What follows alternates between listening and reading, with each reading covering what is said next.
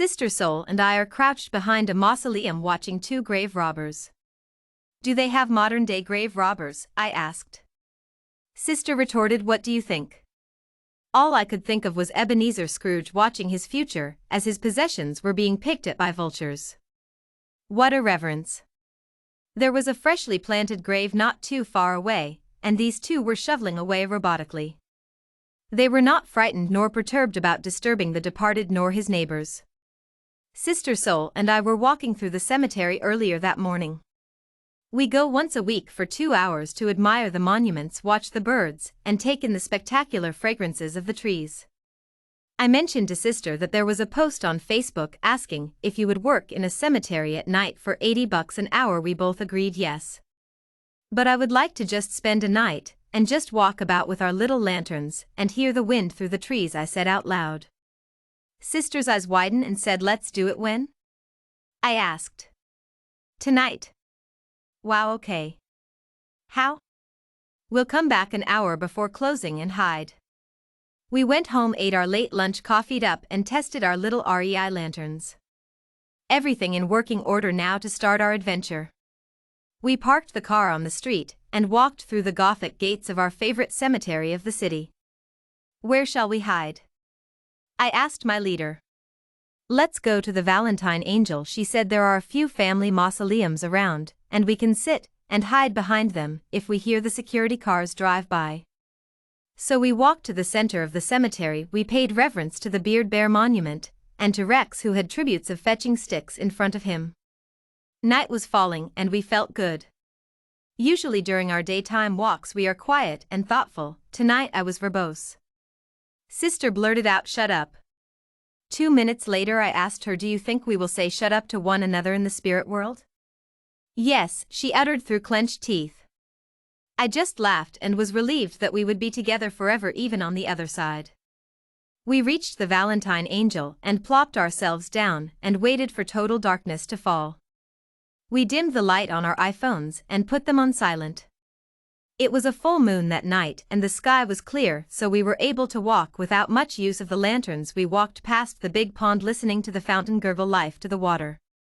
We soon came upon the life-size statue of Athena and her faithful owl Glaucopes. We suddenly heard scraping upon the earth. We stopped and listened carefully. Now it was metal on stone. Sister and I froze, then scrambled for cover. We knew by memory that the Rosicrucian monument was to our left. The Sphinxes will protect us, I whispered. Sister just smirked. She didn't believe in the supernatural. We heard more digging. Let's go, Sister squealed. We ran behind the scaled-down pyramid and caught our breath. Do they have modern-day grave robbers? I asked. What do you think? Sister retorted. This is an Ebenezer Scrooge situation, I said as I shook my head. He chuckled. One of them, this one, was buried with a priceless pocket watch. I saw it before they closed the casket in the funeral home today. The other dreamt out loud about the return they would get and what he would do with his share. A car. I'm gonna get a car like the Fast and the Furious. Really? Sister texted me. I know, I can't believe it. I scribed to her. We have to do something. Our lanterns.